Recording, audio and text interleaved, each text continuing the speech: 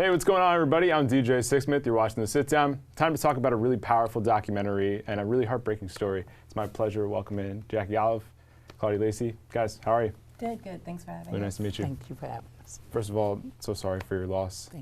Thank you for making this documentary because it was hard to watch. It's obviously hard for you to relive, but something that we need to talk about. So how did this all come together? How did you guys meet? And what's it been like putting this thing together?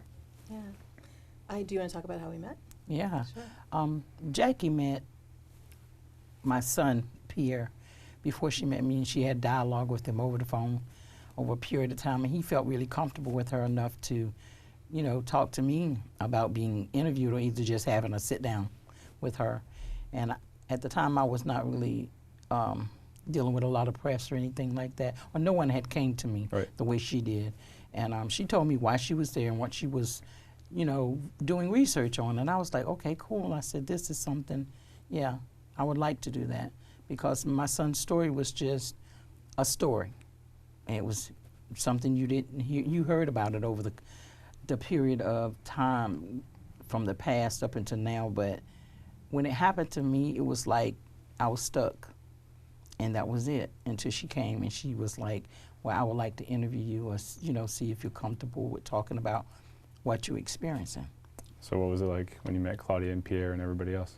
Well, I had been filming already for 4 years in communities around the country where people were dealing with historic lynchings, and so 8 or 9 communities altogether in the 4 years I'd been filming, and thought I was finished. I thought I had wrapped production. I'd been filming in Monroe, Georgia with the reenactors and looking at why they were reenacting and just the dynamics around the reenactment of the 1946 quadruple lynching that happened there. And less than a month later, I found out about Lenin's death, and there was, like Claudia had said, there was minimal coverage in the media, and so I just wanted to know more. I wanted to understand what happened. I couldn't imagine what it must have been like for Claudia. My son was Lenin's age, 17 at the time. And I had really a deep understanding of what the trauma that people were facing in communities where they were dealing with lynchings that happened generations ago. And so I knew that it was impactful in that community. And I just wanted to understand more about what happened and find out if there was any way that I could help before I even started exploring whether or not the story should be included in the film. Yeah, I think just talking about lynching in 2019 is really important because we were talking off camera. Some people don't know what lynching is. Some people don't think that lynching is still happening in America. So what was it like for you to unpack this, and what was it like for you, Claudia, to kind of confront this in today's world? It was intense. It's an intense subject. I spent 2 years researching the project or the subject before I began working on filming, and I did that because I wanted to understand more about the stories of the people who were involved. And the more that I read, the more shocking the level of brutality was. I thought I'd filmed with a woman named Doria Johnson, whose great-great-grandfather was lynched in Abbeville, South Carolina. Her family's still reeling from the consequences of that. But he was beaten, stabbed, hanged, and then his body shot 200 times.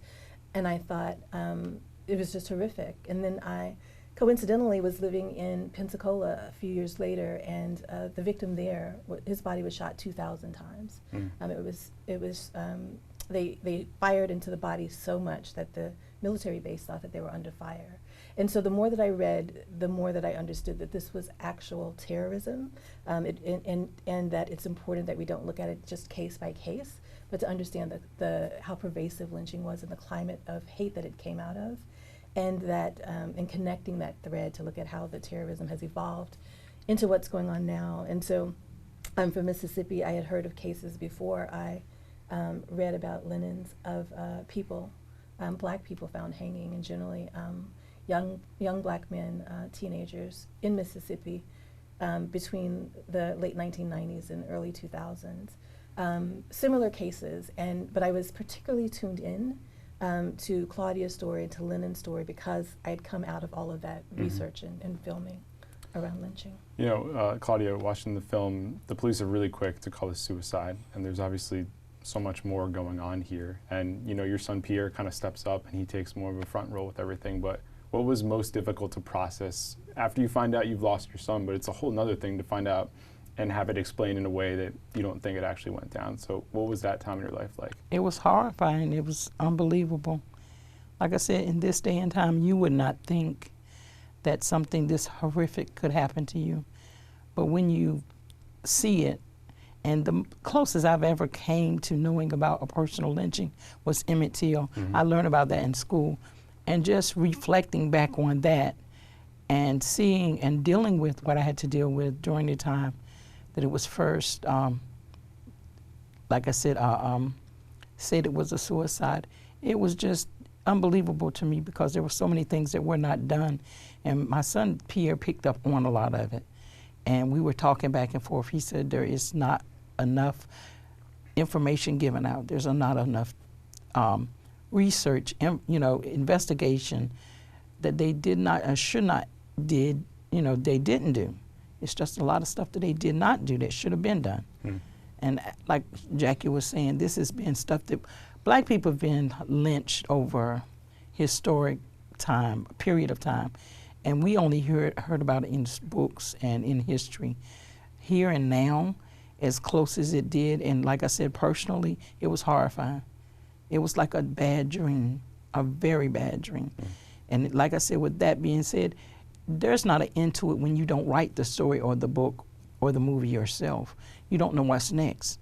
Because everything we did as far as being questioned by the police, the FBI, or whoever, it was, torn apart, picked at, and it still came up to. And I was like, I know my child.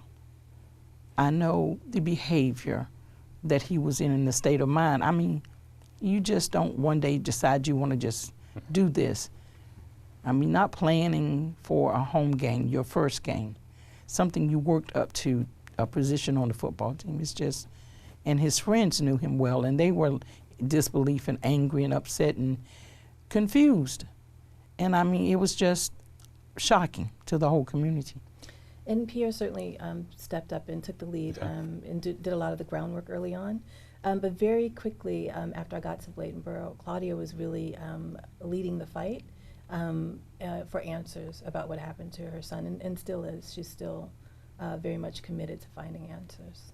No question. How difficult is it dealing with the fact that you still don't have those answers 5 years later?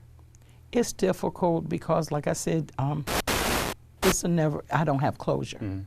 But this process with the documentary is allowing me to mourn, to grieve, and not grieve by myself because, like I said, he was in high school. Right. And his friends, they were like our extended family. He has friends that are still in contact with me, so we'll have a chance to have our closure. This is allowing us to get some of the answers. At least the story won't die with him. It'll go on to be told the way it should have been in the beginning. I mean, the evidence that was brought into our existence during the time of the investigation, it was something that we knew from our hearts, knowing him as a person, that it wasn't true. Now, my thing is this right here, this story, it opens up a dialogue that should be talked about, racism and the segregation of different people. It was not like that where Lennon was involved because, like I said, his friends were white and black. And I mean, I never said it was a racial thing. I just wanted answers to what happened to my son because it was a mystery to me. We had just buried a very dear family member. It was more like a grandfather than an uncle. And yeah, you're going to be depressed. They tried to use that to say that that's why he did it. And I'm like, no, because we saw his uncle deteriorate. And like I said, it's a process. When you're losing someone, especially when they're ill, you're going to go through, those different emotions where you're sad and depressed because you're going to miss that person. And we talked about, and like I said, there were a lot of things that were not told that should have been told. This documentary gives you a chance to see a lot of it. And I am so grateful to know that people like Jackie and their production are out there to get the answers that we will probably never get. Yeah, and you guys do get law enforcement on camera, and we don't. Or who's the man that you have there talking towards the end? He's he is the mortician who actually prepared Lennon's body. Right. But I approached the chief of police, the law enforcement, the medical examiner, the coroner's office, the DA, and the FBI, and got little to no information. And that was the experience that Claudia had throughout the years that she was trying to get answers as well. Is very few answers. And there were the inconsistencies in the evidence. Lennon was found with shoes that were a size and a half too small for him. Mm-hmm. Claudia and the family believed that they weren't his, and so they just wanted answers, whether that led to suicide or whether it led to lynching. It was important to, based on the facts, to understand what happened to Lennon. And for me, with Always in Season, it's been really important to include their story and what's happening in Bladenboro into the narrative. Because regardless of whether or not Lennon committed suicide or whether or not he was lynched, that community had a right for his death to be properly investigated, given the racial dynamics of what's going on there and what's gone on historically in this country around racial terrorism. There's some information from the woman that was with Lennon, his friends, towards the end of the documentary. It gives a little bit of insight into his life outside of the house. Did you know that stuff? Was it news to you? What was it like processing that part of it? As far as him being a football player or with a woman that was older than him, I knew about all of that. The lady that he chose to be involved with was older than he was. I talked to her personally and I asked her, this is something that I don't approve of, not because of the race, but because of the age. I said, my son is young. I said, how would you feel if he was there to see your daughter and she was 11 and he's 17? I said, it's the same difference. I'm looking at the age. I'm not looking at the race. I have an interracial grandson. I love him dearly, just like he's mine. We were never taught to look at color. We were taught to look at the person themselves inside. If you peel away that top layer, we all the same. That's what we look at. That's what we see. The way you treat me is the way I want you to treat me. And I knew about it. I didn't approve of it. But at 17 and a very experienced woman as she was, there was not a lot I could do about it. And she was 32 at the time. Yes, 32, right? yes. A couple kids as well. Oh yeah, she had 3 children of her own. And I, even someone had asked me why didn't I see if I could get her for having sex with a minor. They said in the state of North Carolina, 16 is consensual. I don't know when the relationship started, so therefore I can't really say if he was 16 or younger. I'm just assuming by what they assumed, their, detective information came up to be. And like I said, I'm not sure because I'm not, I wasn't running around in the same circle as she was. She had a very dark personal background as far as her connections and her friendships and her relations other than my son. And like I said, I questioned that too. And like I said, she was very experienced. She had an ex-husband that she was running from. So I don't know, really. There's a number of things that could have happened. I don't want to assume, but like I said, with the investigation, this is what they came up with. And the way that we approached Lennon's relationship with Michelle and revealing, starting to look at the evidence, was really about the fact that these are stories in the community. Folks knew that some folks knew that Lennon and Michelle were seeing each other and had seen certain things. And so the idea was to draw out the stories about what people think happened around his death, in addition to looking at the evidence. There's been a lot that's happened in the 5 years since we lost your son. And you think about it from a country's perspective, think about it from your community. What have been some of the things that haven't changed, in your opinion? I mean, we're still having conversations like this. Why is this conversation really important now in 2019? Children need to know that it's okay to talk about it. They need to understand there is no difference except for the color of your skin. We're all the same on the inside. But the relationship between racism needs to be just taken out of the conversation altogether because, like I said, we have to live together. They go to school together. They're raised up together. We live in the same community, and like I said, it's an extension of your family. If your neighbor is sick and you lived and you grew up with your neighbor on a day-to-day basis, if something happens to your neighbor, you're going to be concerned. You're going to care. That's the part I want to plug into. The racial part, that is something that needs to be just stopped and taken out of the equation altogether because what was working is not working. Our children they live together. A whole government, a whole city, a whole state, a whole community. You have across a black, white, Spanish, Chinese, a whole melting pot of different races, different colors in one place. And unity is important and it's key. And we need to learn how to talk to each other where we can understand why this needs to stop, because it should not have to be, not this time of day. Back then, yeah, maybe because they were closed-minded and too afraid to speak on it. But now it's too out in the open. We need to start talking about it. We need to start educating our children and telling them this is wrong. This is your human brother or sister. God is the only one that has the DNA for all of us hooking and linking together. We're all one person as far as a community because we live together, work together, go to school together. And we need to learn how to love each other and get along with each other. Yeah, love can go a long way. It can. We bleed the same blood, you know? Yeah. Can't forget that. It goes a long way. It's one of the things that I like to point out about Claudia's story is that it's not just about trauma, although it's certainly about that and lynching in general, but it's about the power of love, Claudia's love for her son as a mother to fight for justice and not stop until she gets answers, and her love for his friends and the entire community is a really powerful a powerful energy to kind of use to organize and to do the work that's really needed around the issues of structural racism that, despite attitudes, however they land, are still keeping people from living equitably in this country. And so there's a lot of work that we need to do. And so it's certainly out of all of the emotions that you have around, all of the intense feelings that you have around this issue, but love is also a very important one.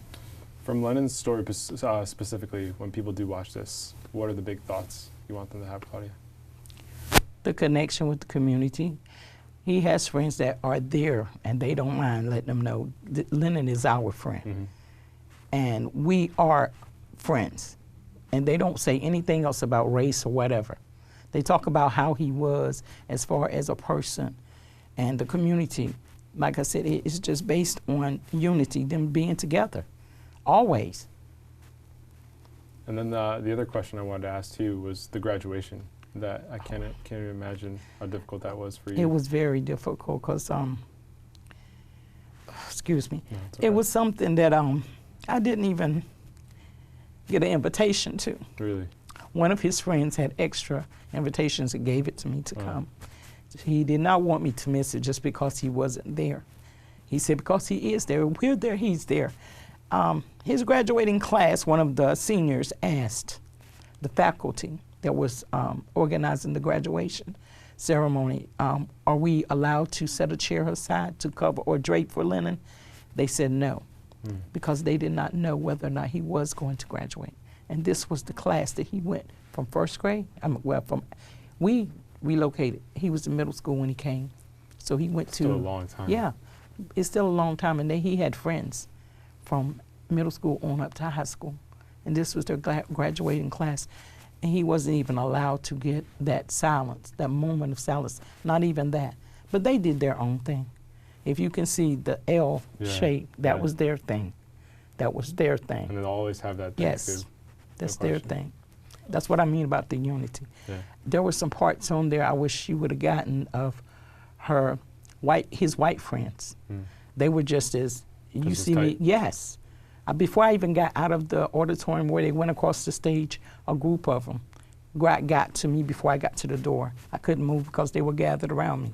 We said, "We're so glad you came." That part I wish was on there, but it wasn't. But it's okay. I know it's. I saw it. Yeah. No, they let me know. Yeah.